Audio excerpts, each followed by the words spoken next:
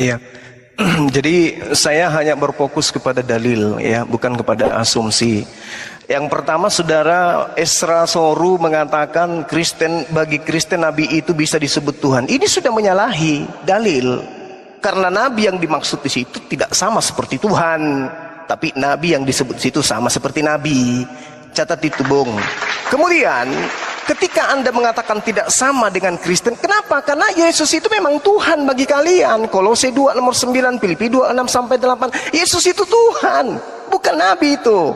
Yesus itu Tuhan bagi Kristen. Nabi hanya dianggap sebagai ya gelar saja. Lalu kemudian ketika saudara mengatakan bahwa tidak harus sama, ya memang harus Anda mempertahankan itu. Kenapa? Karena Yesus tidak sama seperti Musa. Memang harus Anda pertahankan itu, saudara Esra. Nah, sekarang kita lihat Nabi yang sama seperti Musa. Nabi Musa alaihissalam dan juga Nabi Muhammad berjuang menundukkan kemudian segala kekuatan-kekuatan yang menghalangi di misi mereka. Dua-duanya sama dalam hal ini. Mau dengan mujizat apapun, ya itu intinya mereka berdua menundukkan semua musuh-musuh yang ada di depan mereka. Sama. Yesus gimana? Tak bisa. Sebelum kemudian Nabi Musa dilahirkan dan juga Nabi Muhammad SAW dilahirkan, kaumnya dua-duanya penyembah berhala. Yesus gimana? Gimana dengan kaumnya? Apakah nyembah berhala? Tidak. Yesus gugur lagi di situ. Kemudian Nabi Musa alaihissalam, juga Nabi Musa alaihissalam, Nabi Muhammad SAW mengalahkan musuh-musuhnya. Mereka menjadi pemenang. Mereka ikut berperang di tengah-tengah prajuritnya, di tengah-tengah umatnya. Yesus tak ada di situ, Bung. Yesus tak bisa. Jadi wajar ketika Anda membantah firman Tuhan. Firman Tuhannya mengatakan, "Kamaukah sama seperti engkau Nabi Musa?" Tapi saudara Esra mengatakan tidak sama. Harus berbeda. Pikirkan itu. Anda harus berjuang, harus tidak sama. Kenapa? Karena memang Nabi Musa dan Yesus itu tidak sama. Kemudian Nabi Musa alaihissalam dan juga kemudian baginda Rasul Muhammad sallallahu alaihi wasallam, Nabi Musa menyelamatkan umatnya dari kekejaman Fir'aun dan bangsa Mesir, serta melakukan kemudian hijrah dari Mesir ke negeri lain, yaitu Madian, atau menghindari serangan-serangan Fir'aun. Nah, Nabi Muhammad SAW juga membebaskan kaumnya dari penganiayaan kaum Quraisy.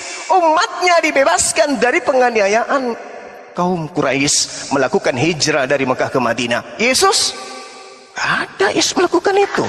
Jadi dari aspek mana dia mau sama? Nggak akan pernah bisa. Makanya saudara saya, saudara Esra bertahan, harus tidak sama, menyalahi firman Tuhan.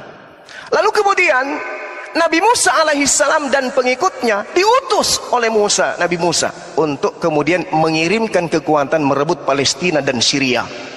Baginda Rasulullah Muhammad SAW, alhamdulillah, juga memerintahkan kemudian pengikutnya untuk membebaskan tanah Palestina dan juga apa yang menjadi tanah Syria. Itu diajarkan kemudian. Yesus tak bisa dia. Yesus nggak bisa ngapa-ngapain, gugur dia di situ. Makanya sekali lagi saya katakan, seorang pendeta Esra Soru harus membantah firman Tuhan yang mengatakan sama seperti Musa. Maka Nabi itu tidak boleh sama seperti Musa, tidak sama persis dengan Nabi Musa maksudnya. Lalu kemudian Nabi Musa dan Nabi Muhammad sama-sama menerima hukum baru. Yesus tak menerima hukum apa-apa, dia hanya melanjutkan hukum yang datang dari Nabi Musa. Jadi gugur lagi Yesus di sana. Kemudian Nabi Musa alaihissalam dan juga Nabi Muhammad sallallahu alaihi wasallam diterima sebagai pemimpin oleh umatnya secara turun-temurun. Nabi Musa sampai hari ini masih jadi pemimpin. Nabi Muhammad sallallahu alaihi wasallam sampai hari ini masih pemimpin. Yesus pemimpin di mana dia?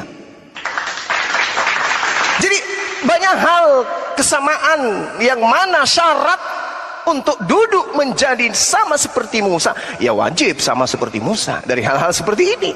Ini adalah hal yang fundamental. Sementara berbicara mengenai Yesus, di mana disimpan Yesus itu agar sama seperti Musa?